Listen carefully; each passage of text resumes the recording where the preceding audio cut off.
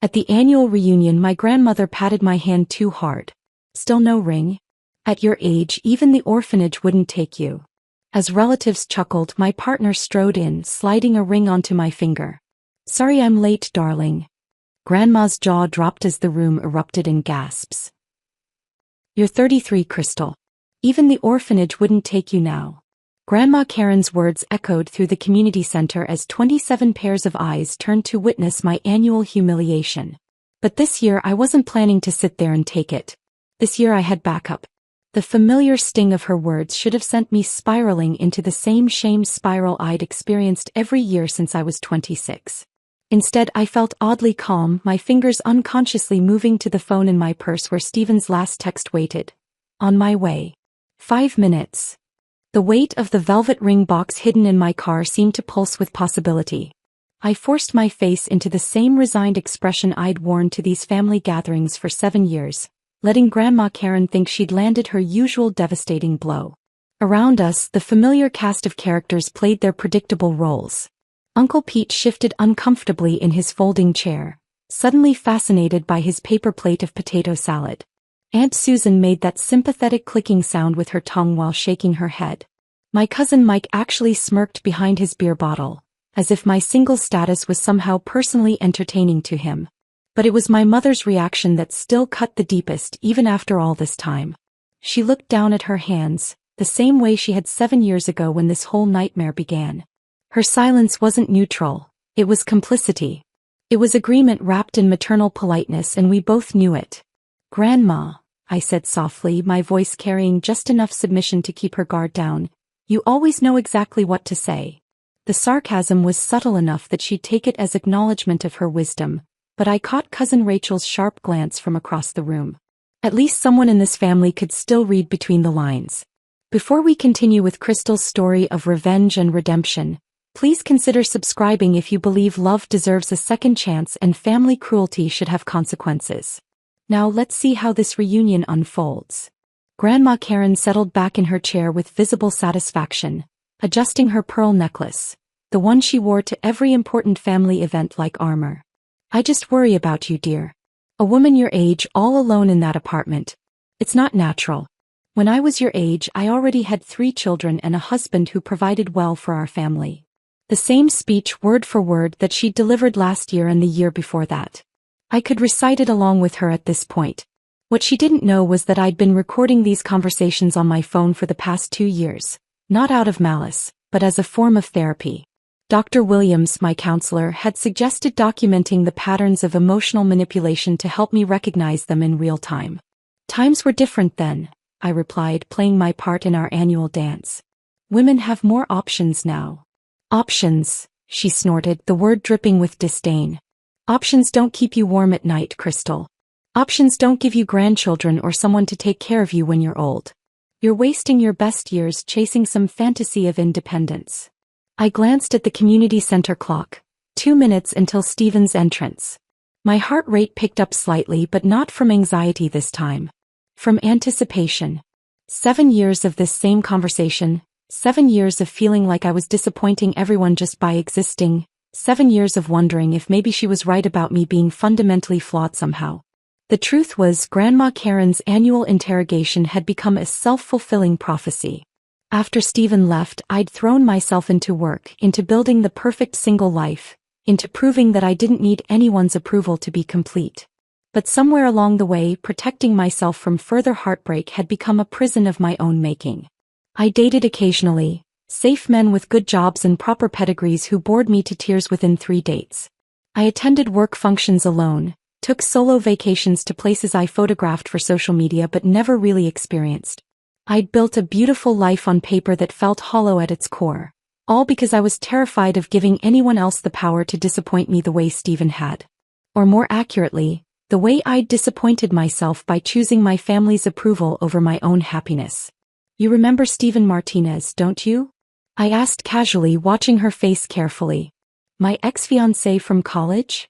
Grandma Karen's expression shifted slightly, a flicker of something that might have been guilt crossing her weathered features. That mechanic boy. Of course I remember. Saved you from making a terrible mistake, didn't I? Around us, conversations had quieted. Everyone remembered Stephen, remembered the engagement party disaster, remembered how completely Grandma Karen had destroyed a relationship with surgical precision. What they didn't know was that her cruelty had accomplished exactly what she'd intended. I'd spent 7 years proving her right about my poor judgment by refusing to trust it again. "He was a good man," I said quietly, and for the first time in years, my voice carried genuine conviction instead of defensive uncertainty. "He loved me. Love doesn't pay bills, Crystal. Love doesn't build security. That boy couldn't have given you the life you deserved."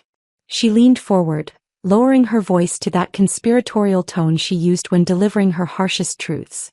"Look around this room. Look at your cousins, your friends. They all found suitable partners, started proper families. And where are you? 33 and still making excuses for why you're alone. 1 minute until Stephen's arrival."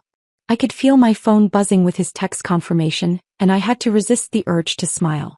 Instead, I nodded thoughtfully as if seriously considering her words. "You're absolutely right, Grandma," I said, letting my voice carry just far enough for the nearby tables to hear. "I have been making excuses. I have been wasting time. And you know what? I think it's time I stopped settling for less than I deserve." She beamed with triumph, completely missing the double meaning in my words. Behind her, I caught sight of the community center doors, where a familiar silhouette was approaching. My heart hammered against my ribs, not from nerves this time, but from the sweet anticipation of justice finally, perfectly served. The moment of reckoning had arrived, and Grandma Karen had no idea that her own words were about to become the instrument of her very public humiliation.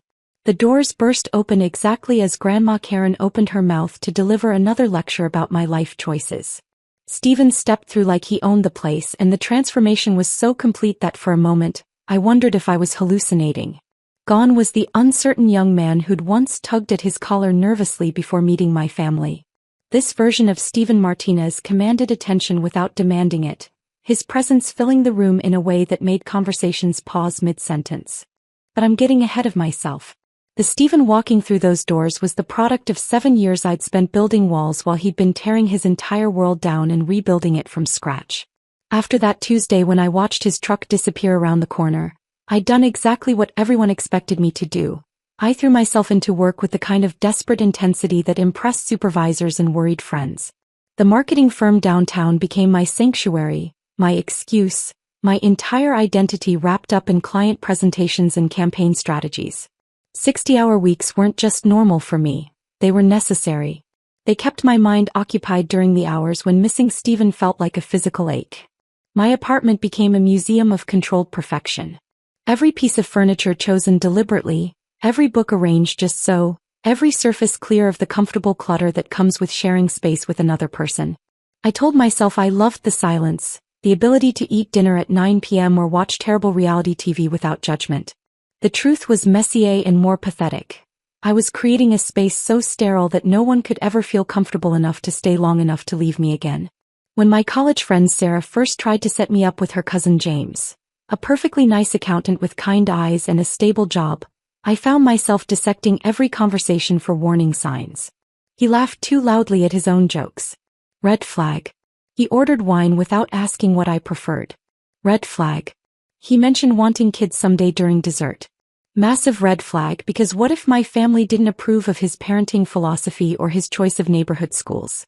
The second date with Marcus, the lawyer Sarah found through her book club, lasted exactly 43 minutes.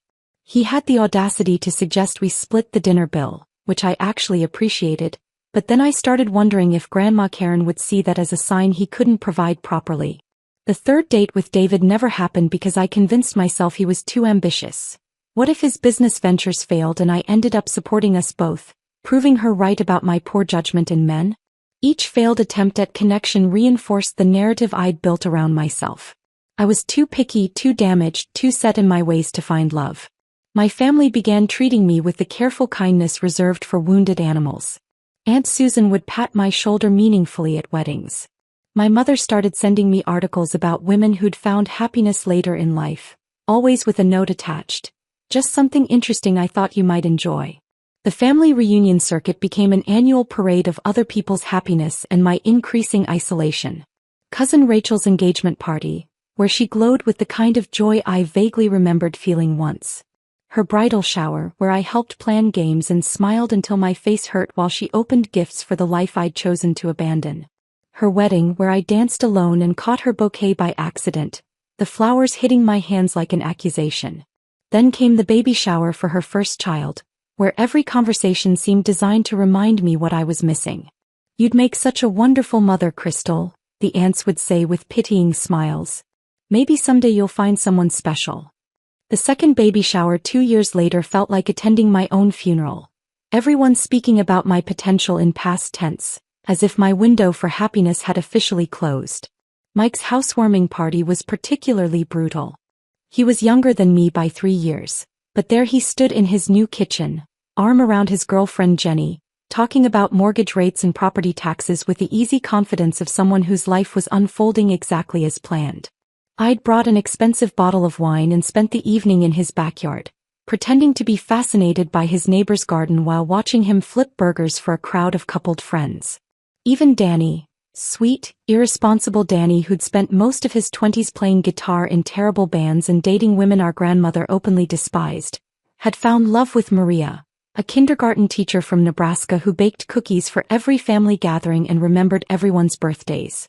Their engagement announcement hit my inbox on a Tuesday morning, and I'd stared at the photo of them laughing on some beach in Mexico until my coffee went cold. Work became my shield against these constant reminders of my romantic failure. When relatives asked about my dating life, I'd launch into detailed descriptions of the campaign I was developing for the city's largest automotive dealership, or the client dinner that had gone so well it secured a 6-figure contract. I cultivated a reputation as the family member who was married to her career, too busy and successful to bother with something as mundane as romance. The promotion to senior marketing manager came with a corner office and a salary that let me buy whatever I wanted, designer handbags I carried to business lunches, artwork that impressed visitors to my apartment, a car that made me feel successful when I drove to family functions alone. I won the company's Creative Excellence Award 2 years running, had my photo in the industry magazine, built a professional reputation that opened doors I'd never even known existed. But success felt hollow when experienced in isolation. I'd celebrate promotions with expensive dinners at restaurants where I'd read novels between courses, pretending I preferred my own company to the messy complications of shared joy. My social media became a carefully curated highlight reel of professional accomplishments and solo adventures. Conference photos where I looked confident and engaged, vacation pictures from art museums and scenic overlooks that never revealed I'd traveled alone because I had no one to travel with. Late nights in my perfectly appointed apartment became exercises in creative self-deception. I'd tell myself I was grateful for the quiet, for the ability to work on weekend projects without interruption, for the freedom to change my mind about dinner plans or weekend activities without consulting anyone else. But lying in my expensive sheets in my silent bedroom, I'd find myself wondering what Stephen was doing, whether he'd found someone who appreciated his dreams, whether he ever thought about the future we'd planned together during those Sunday afternoons at flea markets. The loneliness was like tinnitus, a constant low-level ache I'd learned to tune out during busy days but could never quite escape during quiet moments. Friends from college gradually drifted away as their lives filled with marriages and mortgages and children, leaving me with a social circle that consisted mainly of work colleagues and family obligations. I became the reliable single friend who could always cover someone's shift, attend last-minute networking events, or help with projects that required extra hours. Dr. Williams had asked me that question during our last session before everything changed. "Crystal, whose approval are you really seeking, your family's or your own?" I'd left her office that Thursday afternoon with those words echoing in my head, walking the 10 blocks back to my apartment instead of taking the usual taxi. The autumn air was crisp, and for the first time in months, I actually noticed the way the late sunlight caught the turning leaves on the old oak trees lining Maple Street. That weekend I'd done something I hadn't done in years. I'd called in sick to work on Monday just because I could.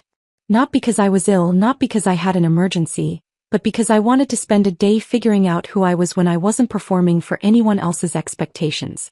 I'd wandered through the art district, bought flowers for my apartment because they were beautiful, not because I was expecting company, and sat in Riverside Park watching couples walk their dogs while I tried to remember what it felt like to want something just for myself. The breakthrough came on Tuesday morning while I was getting dressed for work.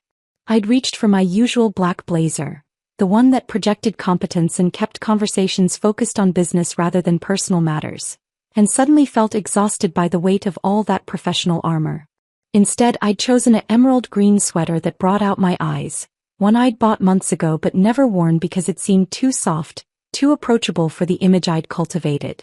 That small act of rebellion had rippled through my entire week. I'd started saying yes to lunch invitations from colleagues I'd previously kept at arm's length. I'd signed up for a pottery class that met Thursday evenings, not because it would advance my career but because working with clay sounded soothing. I'd even called my college friend Sarah and apologized for being so difficult about those blind dates she'd tried to arrange over the years. But the real change had been internal. For the first time since Stephen left, I'd started asking myself what I actually wanted instead of what would be safest or most acceptable to my family. The answers were terrifying in their simplicity. I wanted to laugh without calculating whether it was too loud. I wanted to take weekend trips without posting carefully curated photos to prove my independence. I wanted to fall asleep next to someone who knew how I took my coffee and didn't mind that I read mystery novels in bed. Which was exactly the headspace I'd been in 3 weeks before the reunion when fate decided to literally knock me off my feet. I'd just finished a particularly challenging client meeting with Henderson Automotive. They wanted a complete rebrand for their luxury division, and the presentation had gone better than expected. My phone was buzzing with congratulatory texts from my team, my laptop bag was digging into my shoulder, and I was already mentally composing the follow-up email I'd send when I got back to the office. The sidewalk outside Morrison's Coffee House was crowded with the usual mix of business professionals grabbing afternoon caffeine fixes and college students nursing single drinks while studying for hours. I wasn't watching where I was going, too focused on flagging down a taxi in the post-lunch rush, when I collided with someone coming out of the coffee shop's heavy glass door. The impact sent my carefully organized papers flying across the sidewalk like oversized confetti, my phone skittering across the concrete with an ominous clattering sound that made my stomach drop. "I'm so sorry I wasn't," I started to say, dropping to my knees to collect the scattered documents, when a familiar voice cut through my flustered apologies. "Crystal." I looked up from where I was crouched on the sidewalk and the world shifted on its axis. Stephen Martinez stood there, but not the Stephen I remembered. This version of him belonged in magazine spreads about successful entrepreneurs, all clean lines and quiet confidence. His charcoal suit fit him perfectly, clearly tailored rather than purchased off the rack. His hair was shorter, styled with the kind of precision that spoke of expensive salons rather than the $20 barbershop he'd used during college. But it was his eyes that made my breath catch. Still those warm brown eyes I dreamed about more often than I cared to admit, but there was something new in them now. A steadiness. A self-assurance that hadn't been there 7 years ago when my family's disapproval had crushed his spirit.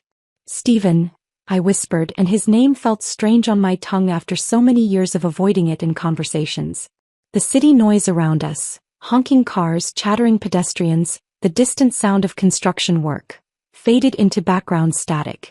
For a moment, we just stared at each other like actors who'd forgotten their lines in the middle of a play. Then he bent down to help me collect my papers and I caught a whiff of his cologne, something expensive and sophisticated that was completely different from the drugstore aftershave he'd worn in college. "You look..."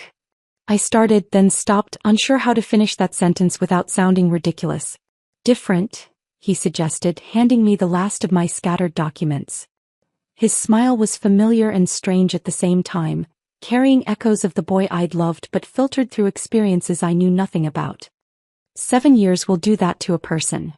That's when I noticed his hands as he passed me my phone. Still strong and capable, the hands of someone who worked with tools and understood how things fit together, but the permanent grease stains were gone. His nails were manicured, not in a flashy way, but with the kind of subtle attention to detail that spoke of professional necessity rather than vanity. A gold ring on his right pinky caught the afternoon sunlight. Not flashy but clearly expensive. "Your phone seems to have survived," he said, checking the screen before handing it to me. "Though I can't make the same promise about your dignity." That was quite a dramatic entrance into my afternoon. Despite everything, the shock, the awkwardness, the weight of 7 years of unspoken history between us, I found myself laughing. Actually laughing, not the careful, controlled chuckle I'd perfected for business meetings, but the kind of spontaneous laughter that had once been as natural as breathing. My dignity has survived worse, I said, brushing dust off my jacket. Though usually not in front of witnesses. He gestured toward the sleek BMW parked at the curb nearby, its silver paint gleaming like liquid mercury in the afternoon sun. That's mine, he said with a casualness that somehow made the statement more impressive than if he'd bragged about it. I kept that promise I made about opening my own shop. Actually, I kept expanding. Martinez Luxury Auto Restoration now has 6 locations across 3 states. The words hit me with unexpected force. This wasn't just success. This was vindication on a scale that made my family's shallow concerns about his financial prospects seem laughably small-minded. Turns out your grandmother was right about one thing, he continued, and I saw something flicker in his eyes that might have been old pain mixed with current satisfaction.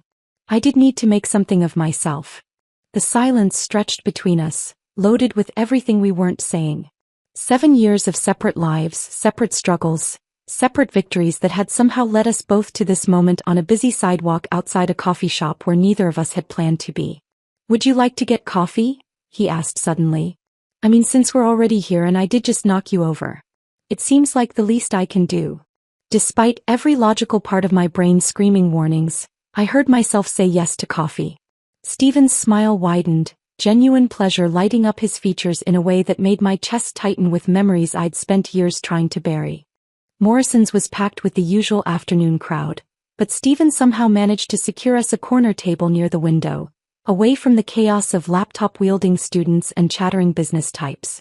I watched him order black coffee for himself, extra cream and 1 sugar for me, and felt something crack open inside my chest when I realized he still remembered exactly how I liked it. So, he said once we'd settled into our chairs, marketing director. That's quite a climb from the entry-level position you had when we... He paused, searching for the right words. When things ended. Senior marketing manager, actually, I corrected, then immediately felt petty for the distinction.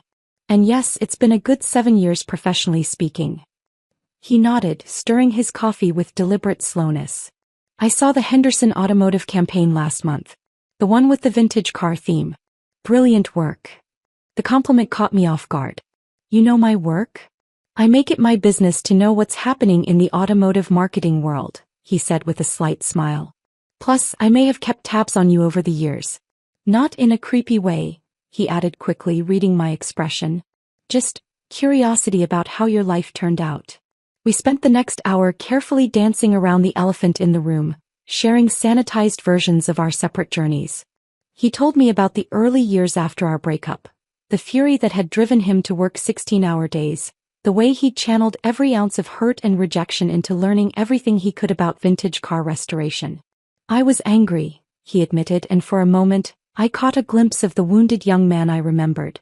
Not just at your family, though they certainly earned it. I was furious with myself for not being enough, for not fighting harder for us. His success story unfolded like something from a business magazine feature. The first luxury client who'd paid him triple his usual rate to restore a 1967 Shelby Cobra. The automotive magazine that had featured his work, bringing national attention to his small garage. The partnerships with high-end dealerships that had transformed his modest operation into Martinez Luxury Auto Restoration, with locations in 3 states and a client list that included celebrities and collectors who paid 6 figures for his craftsmanship. I've worked on cars for movie stars, tech billionaires, old money families who've been collecting classics for generations, he said, pulling out his phone to show me photos of stunning restorations. Last month, I delivered a 1938 Bugatti Type 57 to a client in Monaco. The owner flew me out personally to oversee the final details. As he talked, I found myself falling back into the easy rhythm we'd once shared. He still listened with the same intensity that had made me feel like the most interesting person in the room during our college years. He still laughed at my admittedly terrible jokes, still noticed when I twisted my hair around my finger. A nervous habit I'd thought I'd conquered years ago.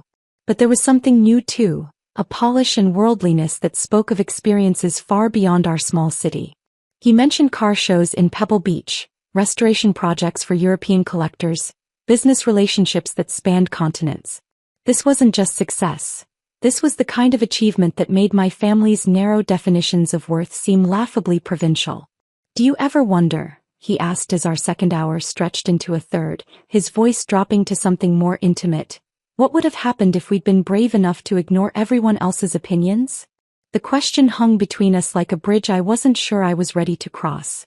I wanted to tell him about the 7 years of carefully constructed solitude, the dates that went nowhere because I measured every man against the memory of what we'd had, the way I still thought about him every time I drove past Murphy's old garage location.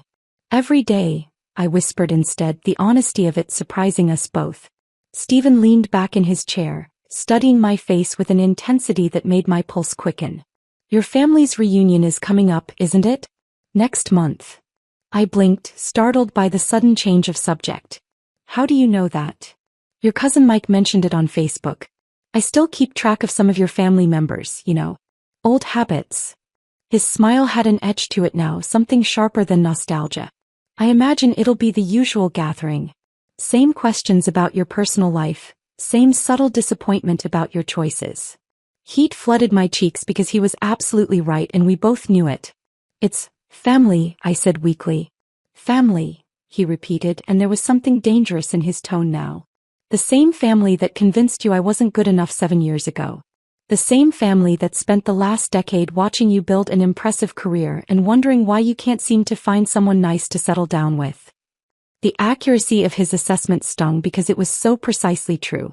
Every gathering, every holiday, every celebration had become an exercise in deflecting questions about my romantic failures while presenting a facade of contentment with my single status. Stephen leaned forward, his eyes holding mine with magnetic intensity. Crystal, I need to ask you something, and I need you to be completely honest with me.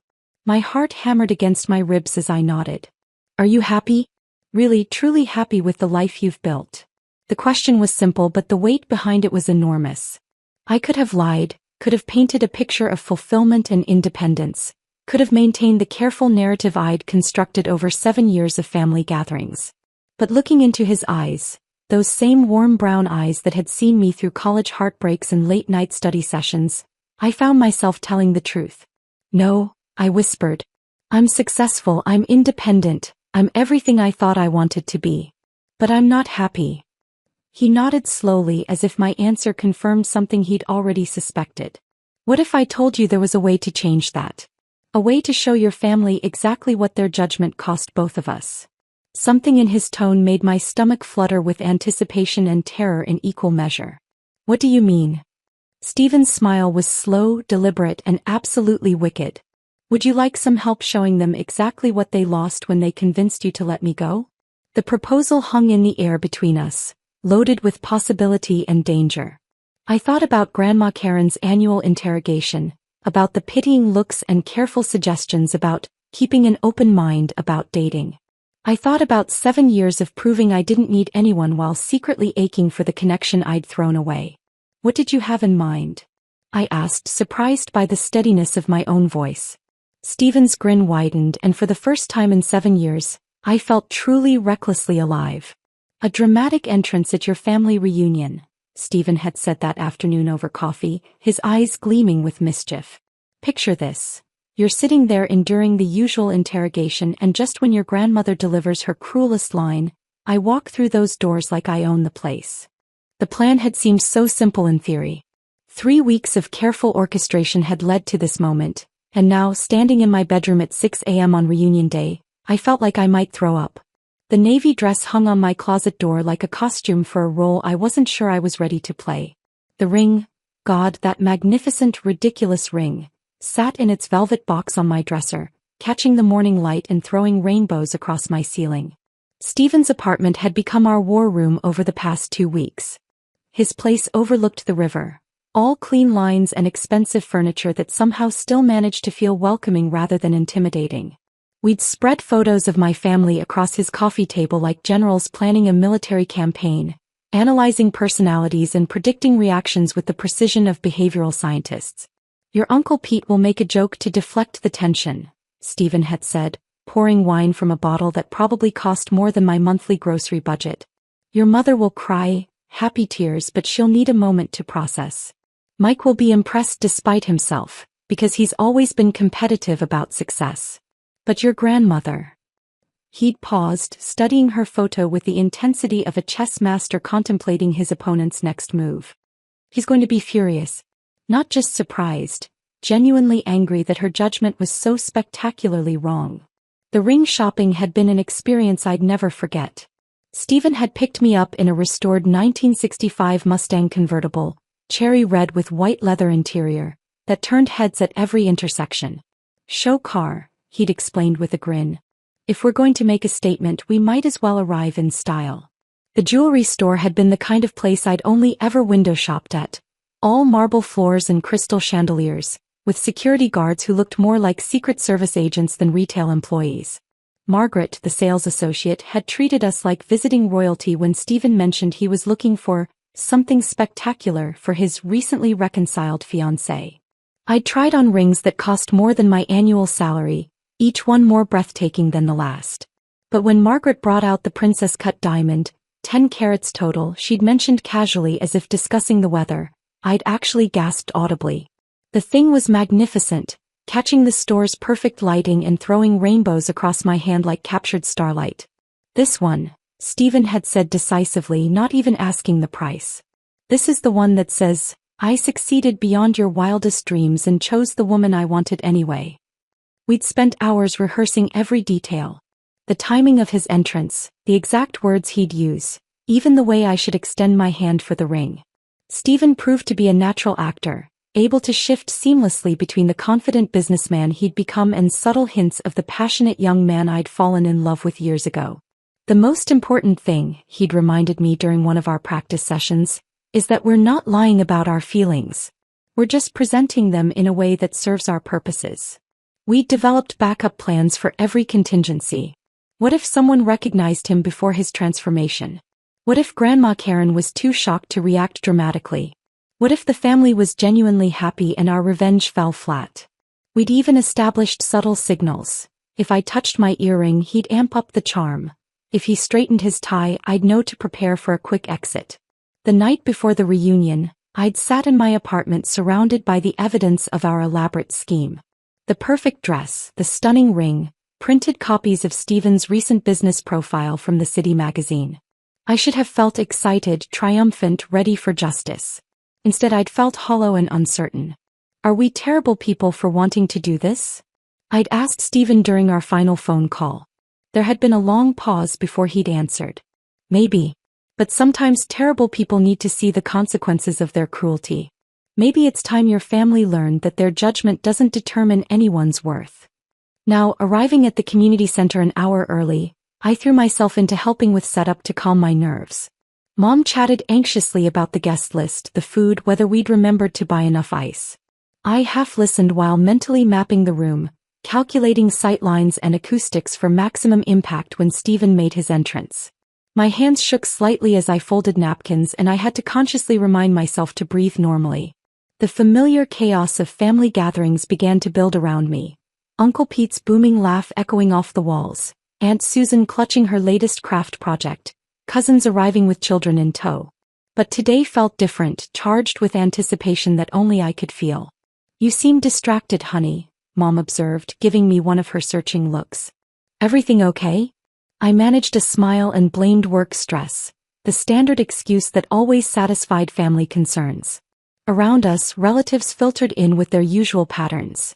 The early arrivals who wanted to help, the punctual middle group, and finally the stragglers who'd arrived just as food was being served. My phone buzzed with Stephen's text, "In position. Ready when you are."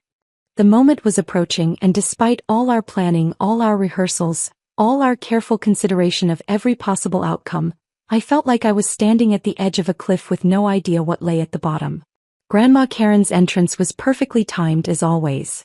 20 minutes after everyone else had arrived, maximizing her impact as family matriarch. She wore her best dress, navy blue with pearl buttons, reserved for special occasions, and her silver hair was freshly styled from her weekly appointment at Marlene's salon. She surveyed the room like a queen reviewing her subjects, nodding graciously at relatives who called out greetings, before making her way to her usual spot at the head table. The familiar ritual was beginning, and my heart pounded with the knowledge that this time, it would end very differently. "Crystal," she called out in that voice that could carry across rooms and through generations. Come give your grandmother a proper hello. I walked toward her on unsteady legs, knowing that in just a few minutes, everything would change forever. I approached Grandma Karen's table with my heart hammering against my ribs, every step feeling like walking through quicksand. She patted the chair beside her with that familiar gesture of false affection, and I sat down, hyper-aware of how her arthritis-gnarled fingers immediately reached for my left hand to conduct her annual inspection. Still no ring, I see, she said with that particular blend of disappointment and satisfaction that had haunted my nightmares for 7 years. Her voice carried just far enough for the nearby tables to hear every word. At your age, even an orphanage wouldn't take you. The familiar ripple of uncomfortable chuckles spread through the gathered relatives. I saw Mike hide his smirk behind his coffee cup, watched Aunt Susan shake her head with practiced sympathy. My mother's gaze dropped to her plate in that same gesture of complicit silence I'd witnessed countless times before. This was it, the exact moment Stephen and I had rehearsed, the perfect setup for our elaborate revenge. Grandma, I said softly, letting my voice carry just far enough for curious ears to catch. You might want to save your opinions for after dessert. She raised an eyebrow, clearly intrigued by my unusual response. Years of my passive acceptance had made her overconfident, unprepared for any kind of pushback. Oh, and why is that, dear? Before I could answer, the community center doors burst open with theatrical precision. Stephen strode through like he owned not just the building but the entire city block, every inch of him radiating the kind of quiet confidence that money can't buy but success can certainly cultivate. The room fell silent except for the scrape of folding chairs as 27 pairs of eyes turned to witness his entrance. His timing was flawless. He'd waited for the exact moment when conversations were at their peak, ensuring maximum attention for his dramatic arrival. Those warm brown eyes found mine across the crowded room, and he smiled with genuine warmth layered over theatrical confidence.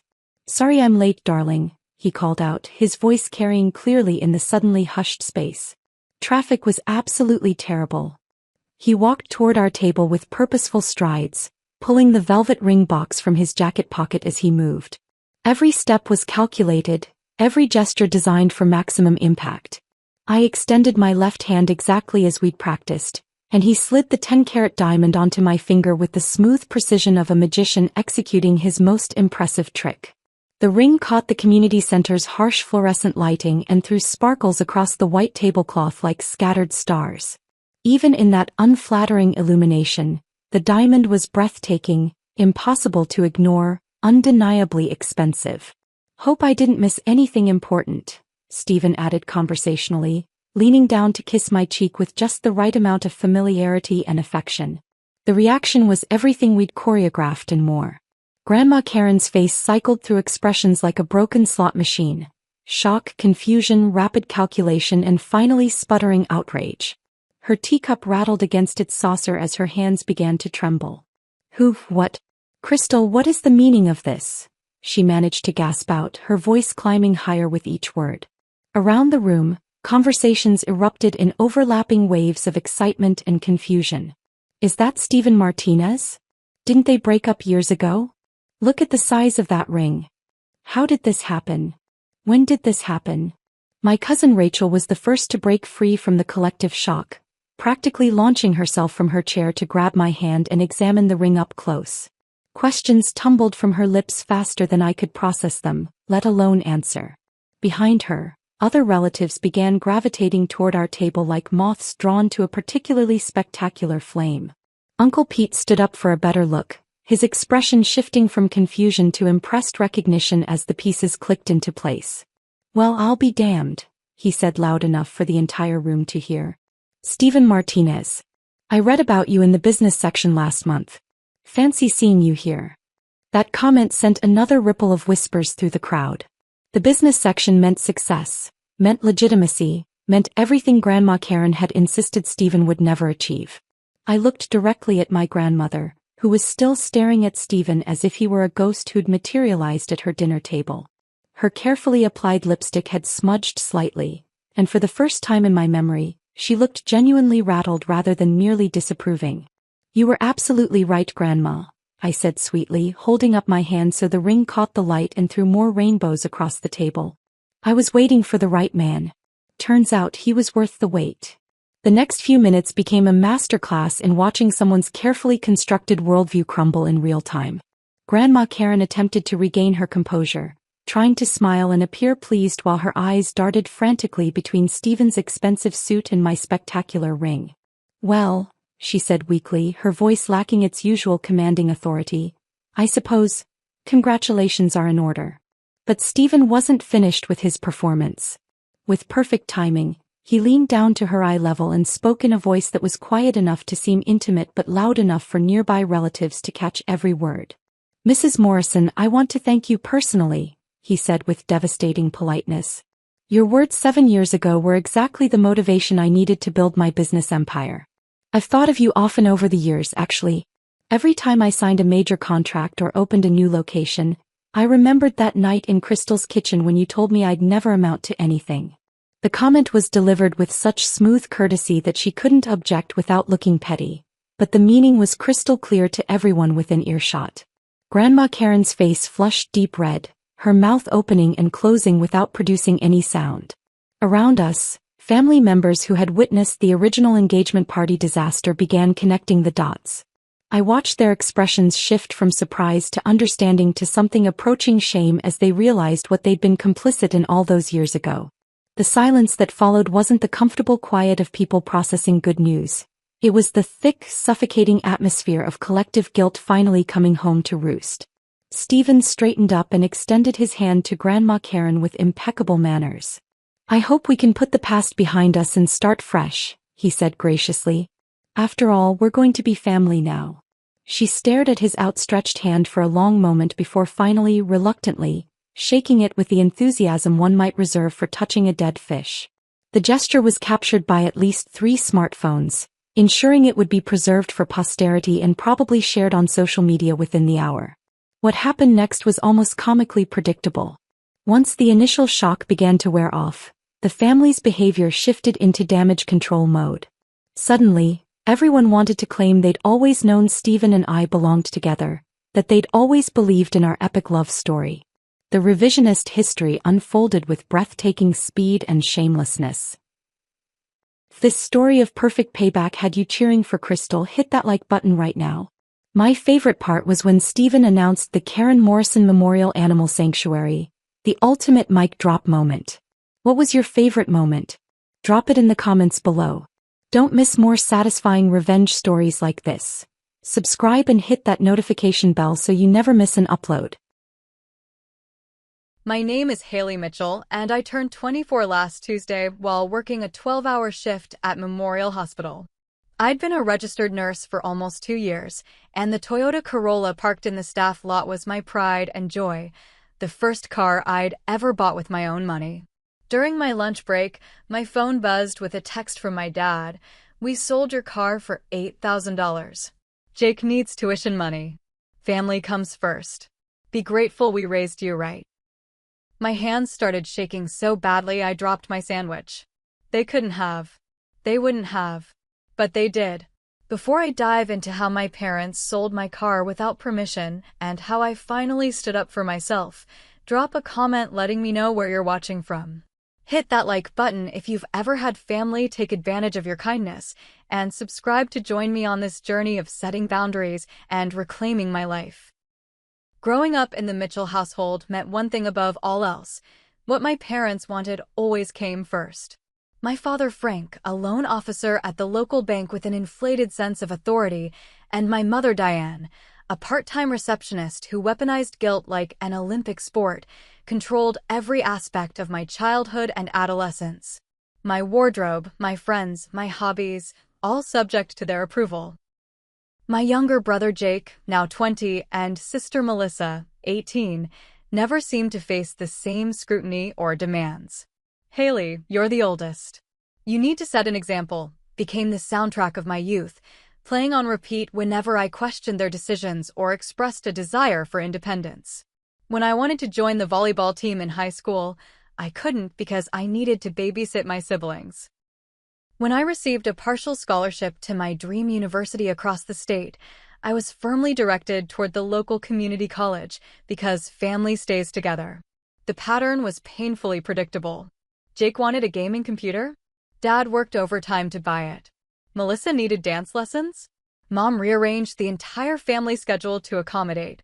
But when I needed anything, the response was always, "We'll see," which everyone in the family knew translated to absolutely not. Despite these constraints, I managed to complete my nursing degree, working multiple jobs to cover the costs my parents couldn't or wouldn't help with. My classmate Amy often found me studying in the campus library at midnight after finishing an 8-hour shift at the local diner. "I don't know how you do it," she'd say, sliding an extra coffee my way. The truth was, neither did I. But the promise of independence kept me going through the all-nighters and double shifts. When I graduated and secured a position at Memorial Hospital with a starting salary that exceeded anything my parents had ever earned, I felt a surge of pride that was quickly tempered by their reaction. "It's about time you started contributing more to the household," my father commented when I shared the news. No congratulations. No celebration. Just an expectation that my achievement would benefit them. For 3 years, I lived at home and saved every penny I could, quietly plotting my escape while enduring daily reminders that I owed them for raising me. My paychecks regularly disappeared into the family fund for emergencies that somehow always aligned with Jake's wants or Melissa's needs. The day I bought my Toyota Corolla was the first time I'd ever directly defied them. I'd been eyeing the used car for weeks.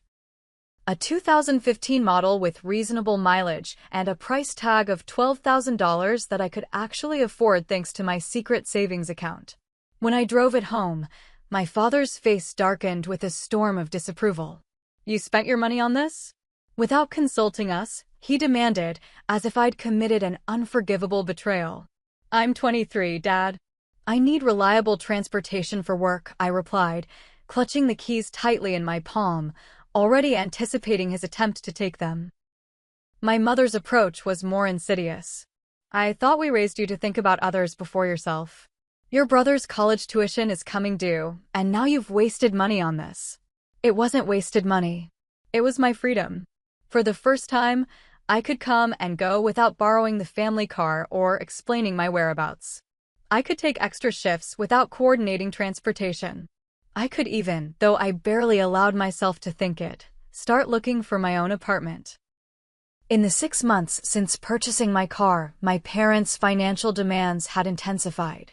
My father's position at the bank had become precarious due to downsizing, and he'd made several poor investment decisions that he kept hidden from everyone except me, his designated confidant for troubles, but never for triumphs. "You don't understand the pressure I'm under," he'd say whenever I questioned the increasing requests for loans that we both knew would never be repaid. When you have a family of your own, you'll realize that sometimes difficult decisions must be made. The irony that I was funding these difficult decisions while being told I wouldn't understand them wasn't lost on me. As my birthday approached, I volunteered for a double shift at the hospital, partly for the overtime pay and partly to avoid another disappointing family celebration, where my mother would prepare my brother's favorite meal instead of mine, and my father would give a toast that somehow centered on his own achievements. My real celebration would come the following weekend, when my friends had planned a small gathering at Tyler's apartment. Tyler, a paramedic I'd met during my hospital orientation, had become one of my closest friends and strongest supporters. "You deserve one day that's actually about you," he insisted when proposing the party. The concept was so foreign it almost made me uncomfortable. The morning of my birthday, I left for work before anyone else was awake. No cards waited on the kitchen counter. No texts arrived wishing me a happy birthday. By midday, I'd convinced myself I didn't care. I was an adult, after all. Birthdays were for children. Then my phone buzzed during my lunch break, and for a brief, hopeful moment, I thought someone had remembered. Instead, I received the message that would finally break the chains of obligation and guilt that had bound me to my family for 24 years. The text from my father was brief, but devastating. "We sold your car for $8,000. Jake needs tuition money. Family comes first. Be grateful we raised you right." I read it once, twice, 3 times, my brain struggling to process the words. My car, my legally owned, paid for with my own money car, had been sold without my knowledge or consent. My fingers trembled as I typed, "You did what?" The response came immediately.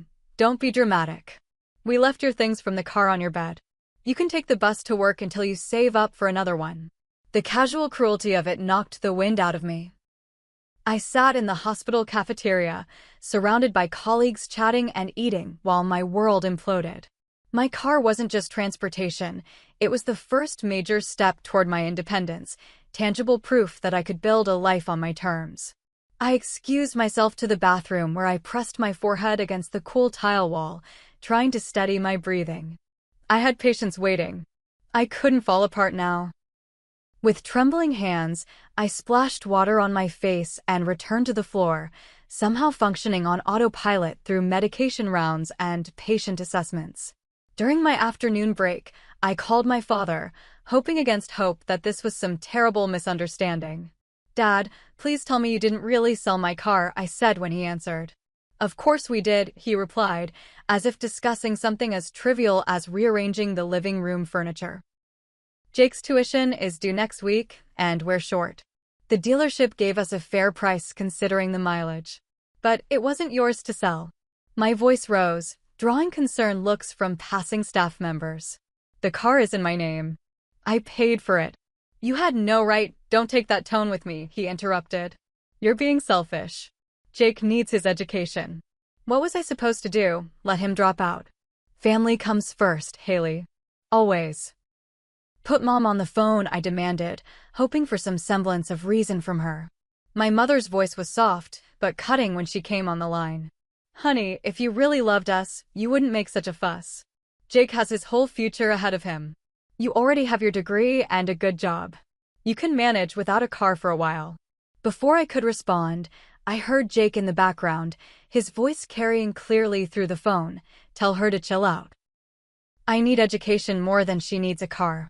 She can take the bus like other people." The entitlement in his tone made my blood boil.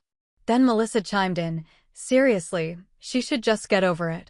It's not like she doesn't make good money." Hearing them discuss me as if I weren't on the phone, as if my feelings and property rights were irrelevant, crystallized something inside me.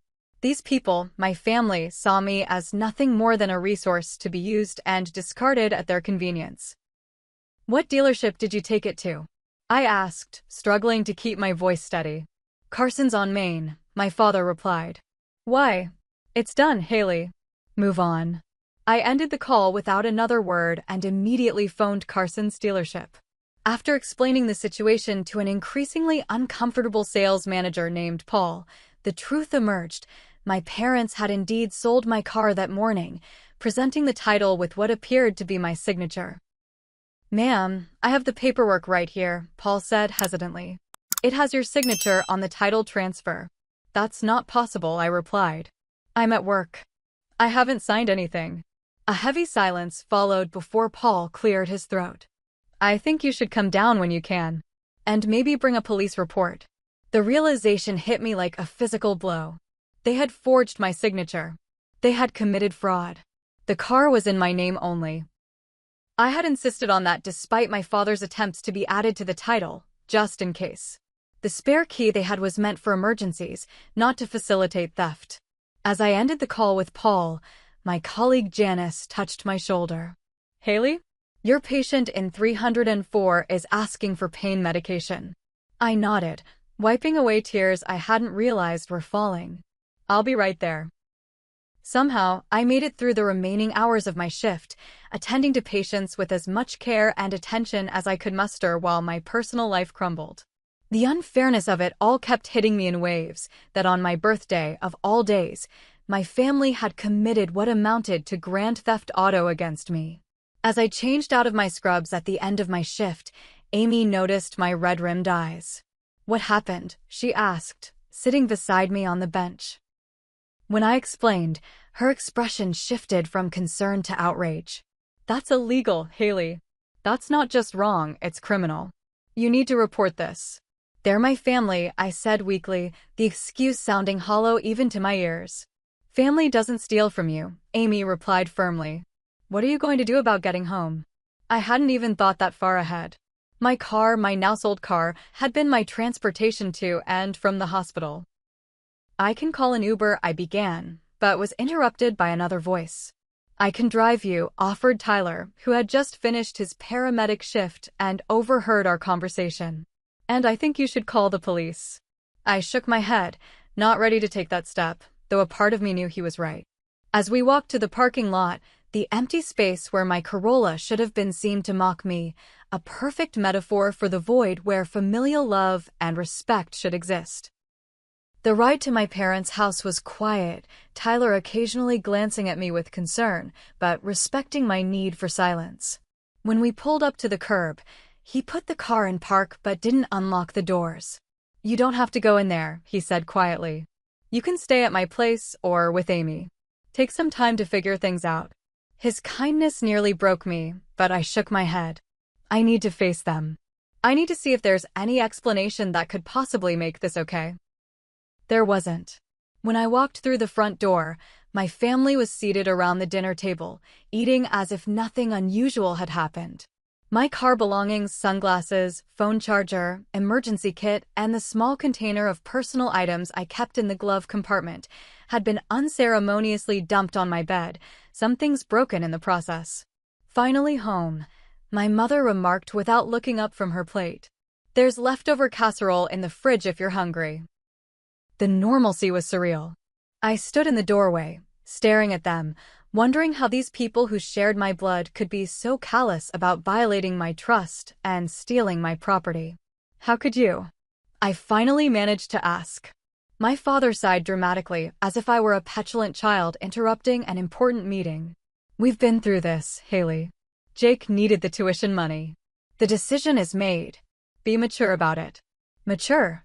I repeated incredulously. "You stole my car. You forged my signature. There's nothing mature about what you did." "We didn't steal anything," my mother interjected. "We're family. Family shares resources when needs arise." "Did anyone ask if I had needs?" I countered. "Did anyone consider that I need transportation to get to the job that apparently funds everyone else's priorities?" Jake rolled his eyes. "Drama queen. Take the bus like I do." "You take the bus because you crashed your car," I snapped. "A car that Mom and Dad bought for you, by the way." My father's face darkened. "That's enough. Under this roof, we make decisions as a family for the family." "No," I corrected him. "You make decisions for everyone, without consultation or consent. That's not family. That's dictatorship." "If you don't like how this family operates," he said coldly, "there's the door. But don't expect to come crawling back when you realize how good you had it here." It was the same threat he'd used throughout my life whenever I showed any sign of independence. For the first time, however, it didn't fill me with fear. Instead, I felt something unexpected, relief. The door suddenly represented not punishment but escape. "I'll be finding my own place," I said with a calm I didn't know I possessed. "And you'll be hearing from me about the car." "What's that supposed to mean?" my mother asked, a flicker of uncertainty crossing her face. "It means what you did was illegal," I replied. "And there are consequences for illegal actions." As I turned to go to my room, my father called after me, "We sacrificed everything for you, Haley. Everything. A little gratitude would be appropriate." The word gratitude echoed in my mind as I closed my bedroom door. They expected gratitude for theft, for betrayal, for years of emotional manipulation and financial exploitation. For the first time, I saw with perfect clarity that what I had experienced throughout my life wasn't normal family dynamics. It was abuse. And on my 24th birthday, I received an unexpected gift, the final push I needed to break free. Sleep eluded me that night. I lay in my childhood bed, surrounded by the few possessions I'd managed to accumulate despite my parents' constant financial demands, and stared at the ceiling. The familiar glow-in-the-dark stars I'd stuck there at age 12 seemed to mock me now, wishes and dreams pasted on a ceiling I could never actually reach. My phone buzzed with a text from Amy. "You okay? Been thinking about you all night." The simple kindness made my eyes well up again. I'd spent so long in an environment where my feelings were dismissed that genuine concern felt almost foreign. Not really, I replied honestly. Not sure what to do next. Her response was immediate. Whatever you need. Spare room is yours if you want it. I clutched the phone to my chest like a lifeline. Perhaps it was. The next morning, I had to face the practical reality of my situation. I needed to get to work, and my transportation was gone. The nearest bus stop was a mile away, and the route would require 2 transfers to reach the hospital. The commute would take nearly 2 hours each way. As I quietly gathered my uniform and prepared to leave extra early, my mother appeared in the kitchen doorway in her bathrobe. "I've made you breakfast," she said, gesturing to a plate of pancakes on the table, my favorite, not Jake's, for once. The attempted peace offering was as transparent as it was inadequate. "I don't have time," I replied, though I had intentionally given myself extra time for the bus journey. "I need to leave now to catch the bus." Something like guilt flickered across her face. "Your father and I were talking. We can drive you until you figure something out." The audacity nearly took my breath away. They steal my car, then offer rides as if doing me a favor. "No thank you," I said stiffly. "I'd rather take the bus." The walk to the bus stop gave me time to think, each step on the pavement a small act of independence. By the time I reached the hospital, sweaty, tired, and nearly late despite my early departure, I was emotionally drained. My colleague Lisa noticed immediately as we prepared for shift handover. "Rough morning?" she asked, helping me organize my patient charts.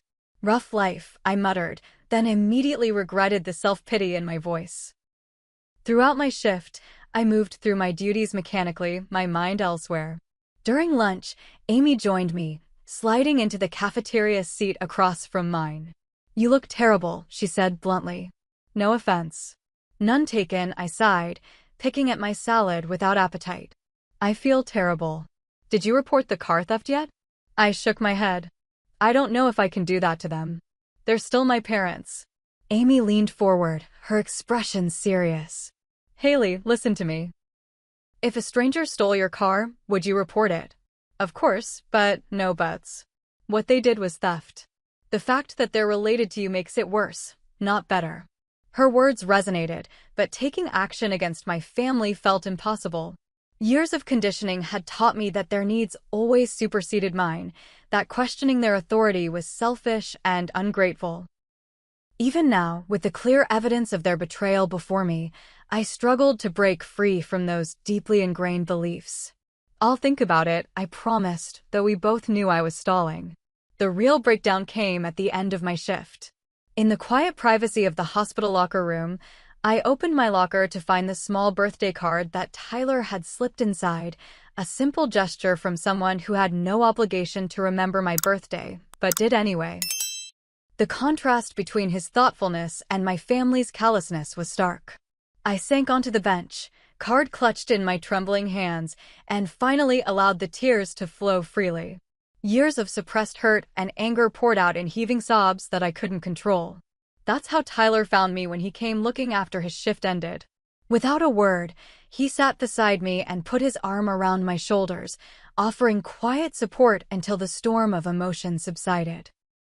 "I can't go back there," I finally whispered, voicing the decision my heart had already made. "You don't have to," he assured me. "Not tonight, not ever if that's what you want." He drove me to Amy's apartment, where she was already preparing the spare room. "Stay as long as you need," she insisted, showing me where she'd put fresh towels and a spare key. That night, lying in Amy's guest bed, I felt simultaneously lost and found. I had no car, no concrete plan, and most of my possessions were still at my parents' house. Yet for the first time in memory, I was making choices based solely on my own needs and well-being. My phone had been buzzing periodically with texts from my mother, ranging from concerned, "Are you coming home tonight?" to manipulative, "Your father's blood pressure is up because of the stress you're causing." I silenced it without responding. The next morning, I called in sick to work. Something I'd never done before, even when legitimately ill. Janice, my supervisor, was surprisingly understanding. "Take the time you need," she said. "Your patients need you at your best." Left alone in Amy's apartment, I paced restlessly, feeling powerless despite my physical removal from my parents' house. They still had most of my belongings. They had gotten away with selling my car. They probably assumed I would eventually cave, as I always had before, and return to the fold with appropriate contrition for my selfish behavior. The familiar pattern of guilt and obligation began to creep in. Maybe I was overreacting. Maybe family really did come first. Maybe I should be more understanding of their financial struggles. I was reaching for my phone to call my mother when it rang in my hand, an unknown number. "Is this Haley Mitchell?" a woman's voice asked when I answered. "Yes, speaking." "This is Sarah Kingsley. We work together at Memorial. I'm the night shift charge nurse in oncology."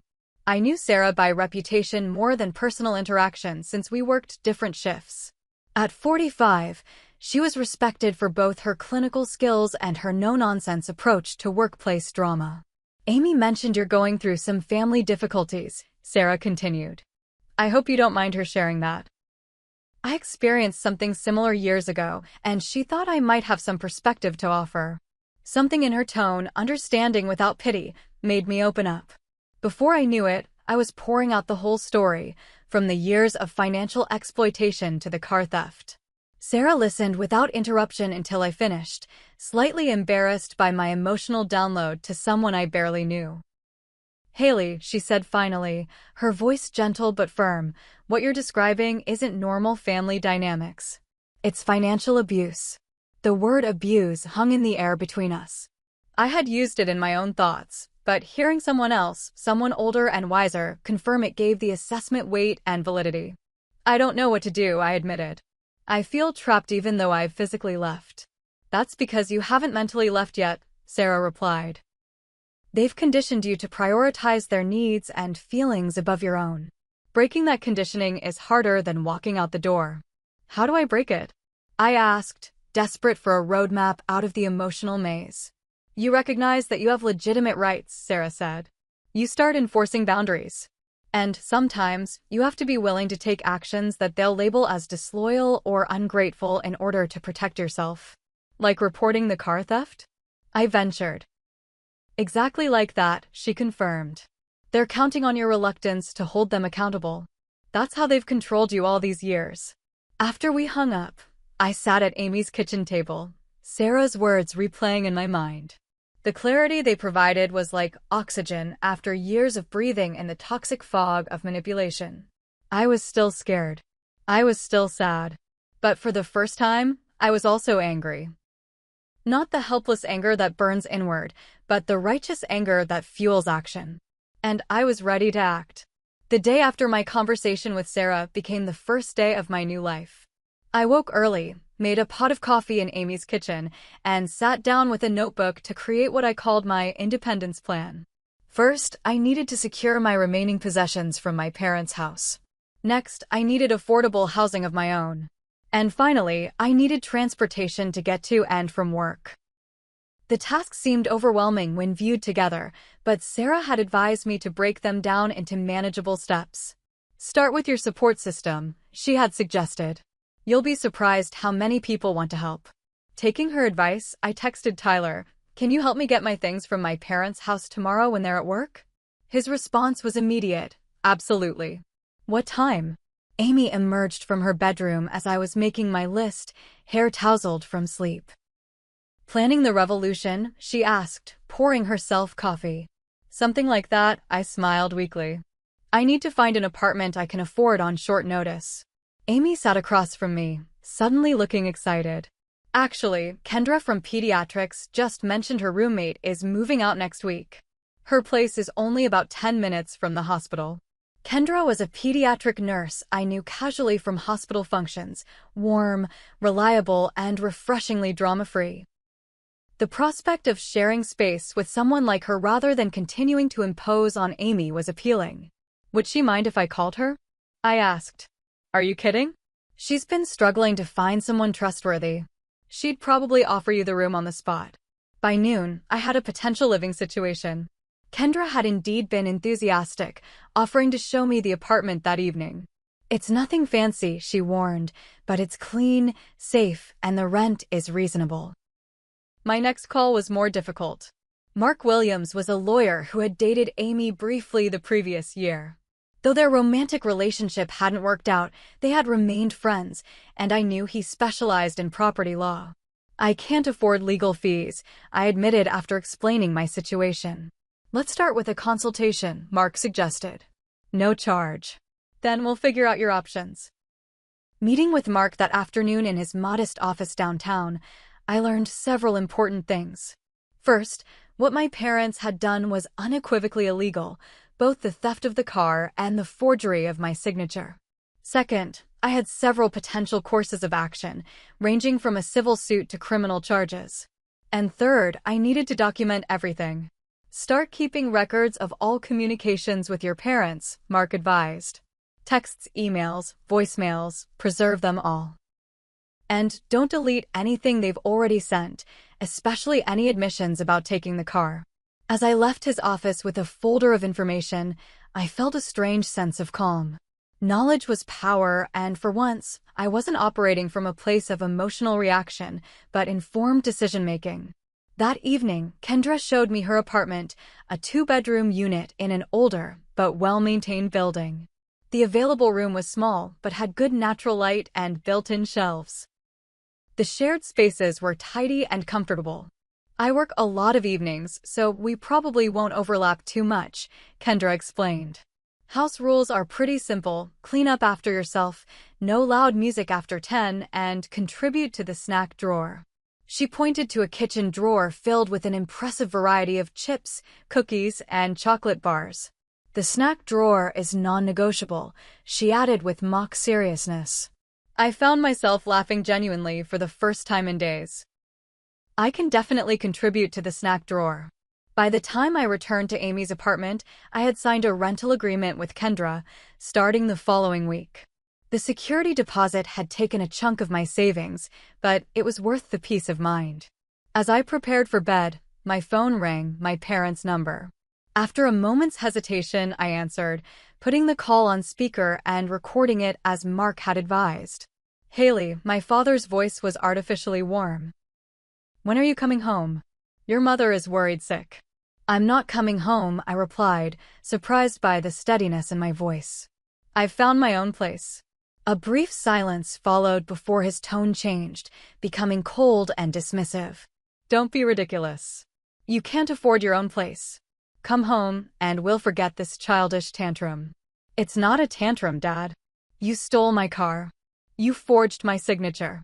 Those are crimes." "We did what was necessary for this family," he insisted.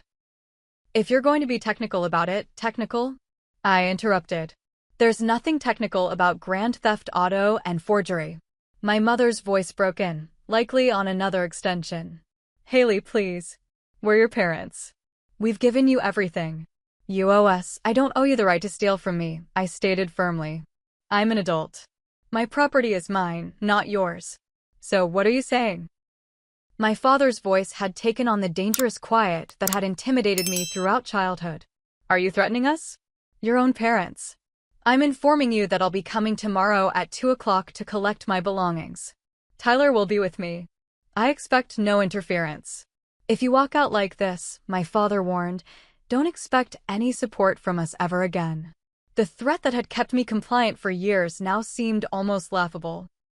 What support had they ever truly provided that didn't come with strings attached? "I understand," I replied. "Goodbye." After ending the call, I sat on the edge of the bed, adrenaline coursing through me. I had stood my ground. I had set a boundary. And while the earth hadn't opened up to swallow me whole, as my anxiety had always suggested it might, I knew the real test would come tomorrow.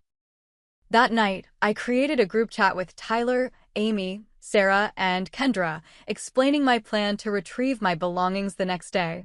Their responses flooded in immediately. "Tyler, I'll be there. My truck can fit whatever you need." "Amy, I'll come too. Safety in numbers." "Sarah, I'm off tomorrow. Need another pair of hands." "Kendra, I can help you move stuff to my place right after." Staring at the screen, I felt a lump form in my throat. This was what genuine support looked like. People offering help without expecting anything in return. The following morning, I called the police non-emergency line to request a civil standby, an officer to be present while I retrieved my belongings to prevent potential conflict. The dispatcher, after hearing my situation, assured me someone would meet us at the house. As I prepared for the confrontation, Sarah's words echoed in my mind. They've conditioned you to prioritize their needs and feelings above your own. Breaking that conditioning is harder than walking out the door. She was right. Even now, knowing all I knew, a part of me still feared hurting my parents' feelings, still worried about being labeled ungrateful or selfish. But alongside that conditioned response, a new voice was emerging, my own voice, insisting on my right to respect, autonomy, and basic fairness. By the time Tyler picked me up in his truck, with Amy and Sarah following in Sarah's car, I had transformed my fear into determination.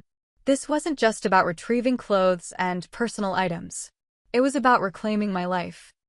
The day I reclaimed my independence began with meticulous preparation. Tyler arrived at Amy's apartment at 1 o'clock, his pickup truck emptied of work equipment to make room for my belongings. Sarah pulled up moments later with Amy, who had taken a rare day off to support me. "Ready for this?" Tyler asked as I climbed into the passenger seat of his truck. "As ready as I'll ever be," I replied, clutching a folder containing the document Mark had prepared. A formal demand for compensation for my stolen vehicle. The drive to my parents' house felt surreal, as if I were approaching a place I had only visited in dreams rather than the home where I had spent most of my life. Officer Ramirez, who had been assigned to our civil standby, was already waiting when we arrived, his patrol car parked conspicuously at the curb. "Ms. Mitchell," he confirmed as we approached. "I understand you're retrieving your personal property today. Any reason to believe this won't go smoothly?" "My parents don't respond well to boundaries," I explained, the understatement of the year. "But having you here should help." To my surprise, the house appeared empty when we arrived. No cars in the driveway, no movement visible through the windows. Using my key, I led our small group inside, half expecting to find my room emptied or my possessions damaged out of spite. Instead, everything was untouched. My clothing still in the dresser, books on the shelves, nursing textbooks stacked on the desk. The normality was almost disappointing, as if the dramatic confrontation I had steeled myself for had been canceled without notice. "Let's work quickly," Sarah suggested, ever practical. "Start with the essentials and things of sentimental value." We formed an efficient assembly line, me selecting and packing, Amy and Sarah carrying boxes to the door, Tyler loading them into the truck. Within an hour, we had packed most of my clothing, all my professional materials, my laptop and electronics, and the few keepsakes I couldn't bear to leave behind, photo albums, my grandmother's jewelry box, the quilt my aunt had made for my high school graduation. As we worked on the final boxes, the front door opened. My mother entered first, stopping short at the sight of strangers in her house and a police officer standing calmly in the living room. My father followed, his expression darkening instantly. "What is the meaning of this?" he demanded, ignoring Officer Ramirez and addressing me directly. "Who are these people? Why is there a police officer in my house?" "I told you I was coming for my things," I replied, continuing to fold a sweater into a box. "These are my friends, helping me move." "You didn't say anything about police," my mother interjected, her voice trembling with either fear or rage. It was sometimes hard to tell the difference. "Officer Ramirez is here to ensure this goes smoothly," I explained. "We're almost finished." My father stepped forward, only to be intercepted by Officer Ramirez. "Sir, I'm here to keep the peace while your daughter retrieves her personal belongings. I suggest you let her complete this process without interference." The official tone seemed to momentarily deflate my father's bluster. He retreated to the kitchen, my mother trailing behind him, whispered arguments floating back to us as we continued working. When the last box was loaded, I took a deep breath and approached the kitchen, the folder from Mark clutched firmly in my hand. Tyler positioned himself discreetly in the doorway, a silent support. "I'm leaving now," I announced. "But before I go, I want to address the matter of my car." My father scoffed. "There's nothing to address. The decision is made." "You had no legal right to sell my vehicle," I continued, as if he hadn't spoken. "It was registered in my name only. You forged my signature, which is a felony offense."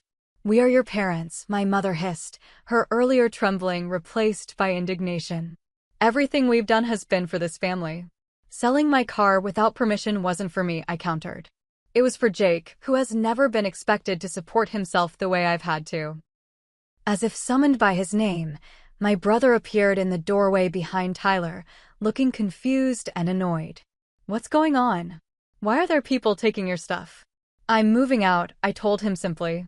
"And I'm addressing the fact that Mom and Dad illegally sold my car to pay for your tuition." Jake's expression shifted from confusion to defensive anger. "They said you agreed to help.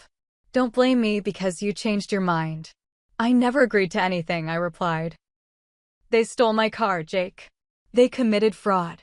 "That's ridiculous," my father interjected. "We're your parents. We don't steal from you." "This document says otherwise," I said, removing the demand letter from the folder and placing it on the kitchen counter. "My lawyer has prepared this formal demand for compensation for the full value of my vehicle, $12,000, not the $8,000 you accepted. You have 30 days to pay in full, or I will be pursuing both civil and criminal charges." The silence that followed was absolute.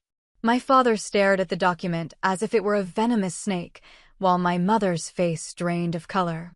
"You wouldn't dare," my father finally whispered. "I would prefer not to," I acknowledged. "I'd prefer that you simply acknowledge what you did was wrong and make restitution. But I will pursue legal action if necessary." "After everything we've done for you," my mother began, tears welling in her eyes. Her standard tactic when logical arguments failed. "How can you threaten us like this? We raised you, fed you, clothed you. That was your obligation as parents," I interrupted, a statement that would have been unthinkable for me to make even days earlier. "It doesn't give you the right to steal from me as an adult." My father's face contorted with rage. "Get out of my house," he snarled. "Get out now before I forget you're my daughter."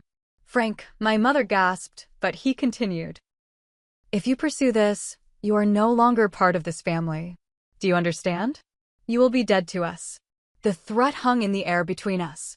In the past, it would have devastated me, sent me backpedaling with apologies and concessions. Now, it simply confirmed what I already knew. Their love had always been conditional on my compliance. "I understand," I said quietly. "The choice is yours. Pay what you owe for my stolen property, or face the consequences." As I turned to leave, Melissa appeared in the hallway, clearly having overheard everything. Unlike the others, her expression wasn't angry but thoughtful, almost sad. "Haley," she called as I reached the front door. "Wait." She hurried to her room and returned with something clutched in her hand, my childhood teddy bear, worn with age and love, that I had overlooked in my packing. "You should take him," she said, pressing the stuffed animal into my hands. "And I'm sorry about your car. I didn't know they didn't ask you." The simple gesture of kindness from the sibling I'd least expected it from brought tears to my eyes. "Thank you, Mel," I whispered, giving her a quick hug before walking out the door. Outside, my friends waited by the vehicles, faces concerned. "Everything okay?" Amy asked. "No," I admitted. "But it will be." As we drove away, I watched my childhood home recede in the side mirror, the distance growing with each passing second. My father had appeared on the front step, still shouting something I could no longer hear. My mother stood beside him, one hand covering her face. Neither Melissa nor Jake was visible. "You did it," Tyler said beside me, his voice filled with quiet pride. "You stood your ground." I nodded, unable to speak past the lump in my throat. The confrontation had been every bit as difficult as I'd feared, but also strangely liberating. For the first time in my life, I had spoken my truth without minimizing it to protect others' feelings. I had named the injustice without accepting blame for noticing it. The threats and emotional manipulation hadn't vanished, but their power over me had. And that made all the difference. The week following my departure from my parents' house passed in a blur of activity. With Kendra's help, I settled into my new room, arranging my belongings in the limited space with a sense of ownership I'd never experienced before. Every item I placed, each book on the shelf, each photo I tacked to the wall, represented a choice that was entirely mine. "It's really coming together," Kendra remarked on the third evening as she leaned against the doorframe, watching me organize my small desk. "How does it feel?" "Strange," I admitted. "Good strange, but still strange. I keep expecting someone to tell me I've put something in the wrong place." She nodded, understanding. "Independence takes some getting used to. Wait until you have to unclog your first drain without calling a parent. That's when you know you've truly adult." Her easy humor had already become one of my favorite things about living with her. Unlike the walking on eggshells atmosphere of my parents' house, our apartment was filled with laughter and straightforward communication.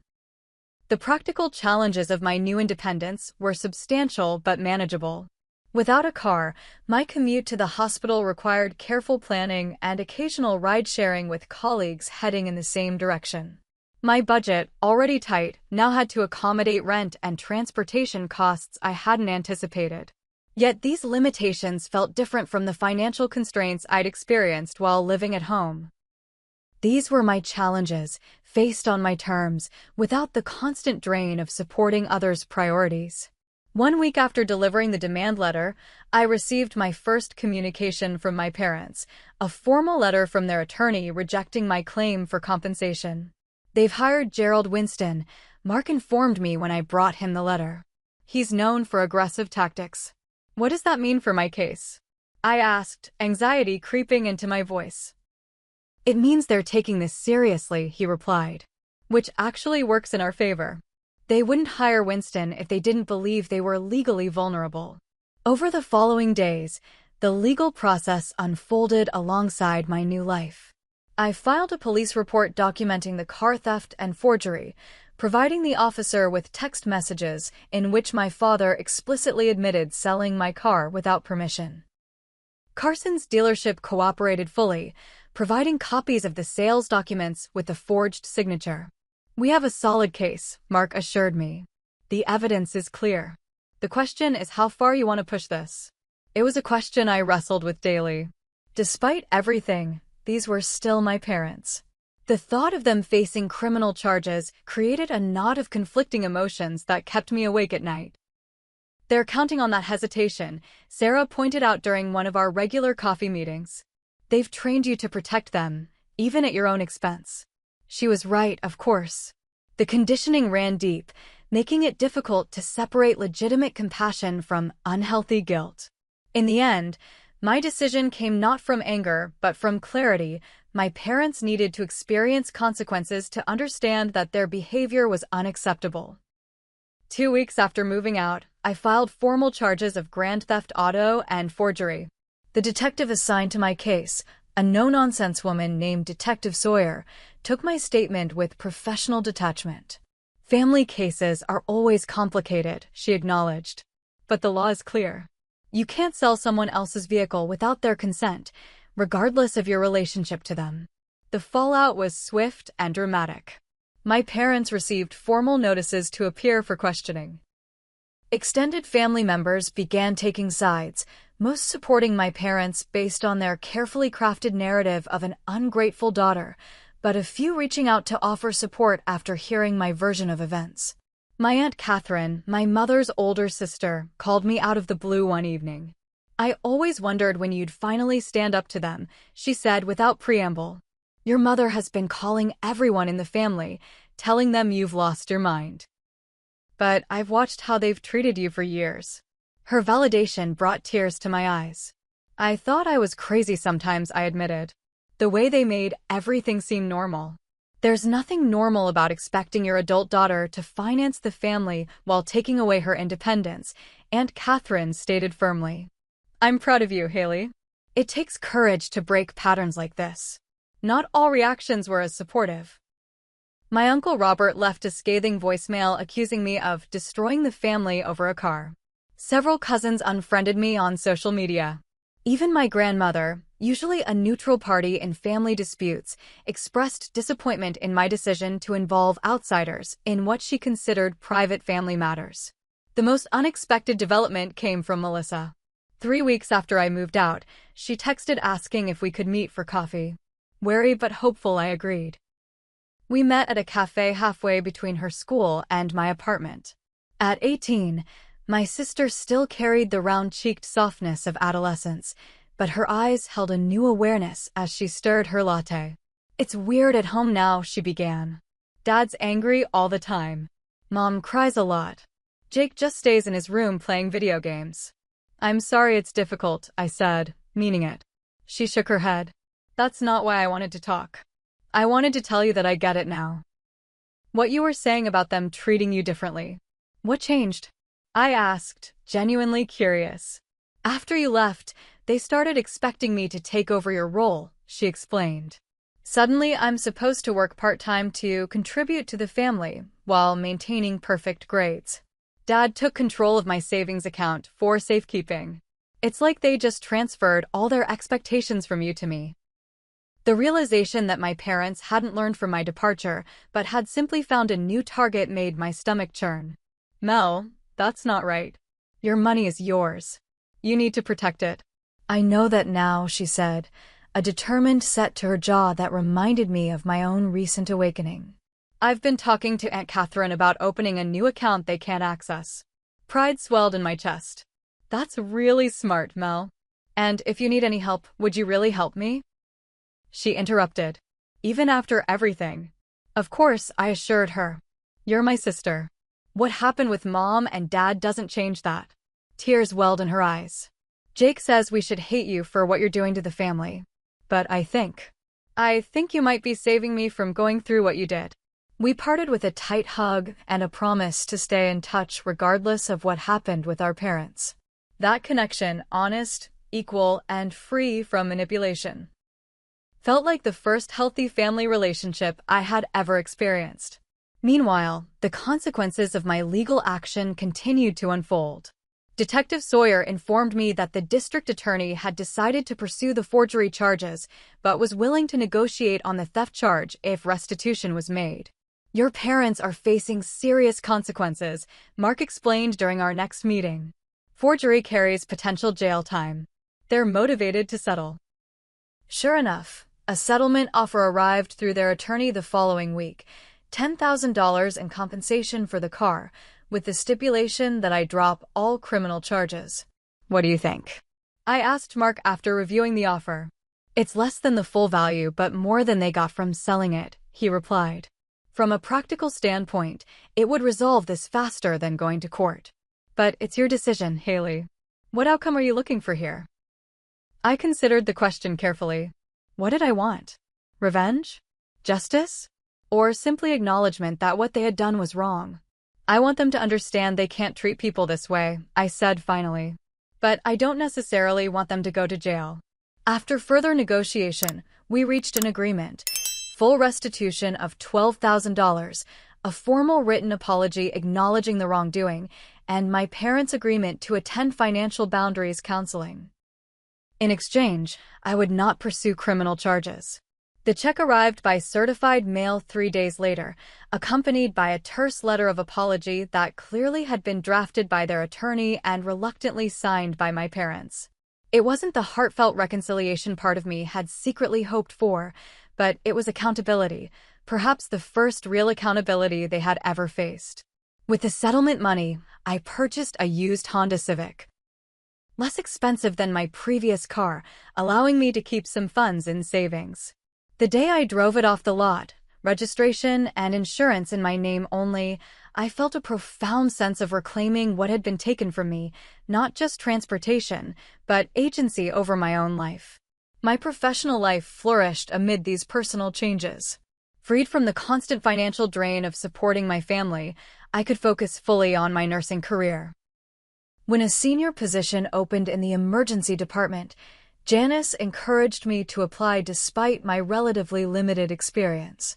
"You've shown exceptional judgment and composure under pressure," she noted during my interview.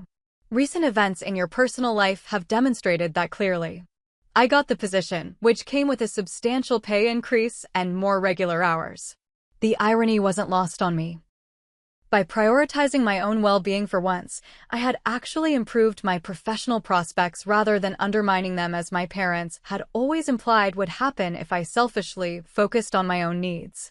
3 months after moving out of my parents' house, I sat in my new car in the hospital parking lot after finishing my shift, reflecting on the transformation of my life. My phone buzzed with a text from Tyler, who had been a steadfast support throughout the ordeal. "Dinner tonight to celebrate 3 months of freedom?" I smiled as I typed my reply, "Absolutely. My treat this time." As I drove toward the restaurant, I realized that the settlement money and promotion were only the tangible results of my stand for independence. The true victory was internal, learning to value my own needs, to set and maintain boundaries, and to recognize that genuine love doesn't demand sacrifice of one's basic rights and dignity. My car radio played softly as I navigated the familiar streets, no longer feeling like an imposter in my own life. The road ahead was uncharted, but undeniably mine.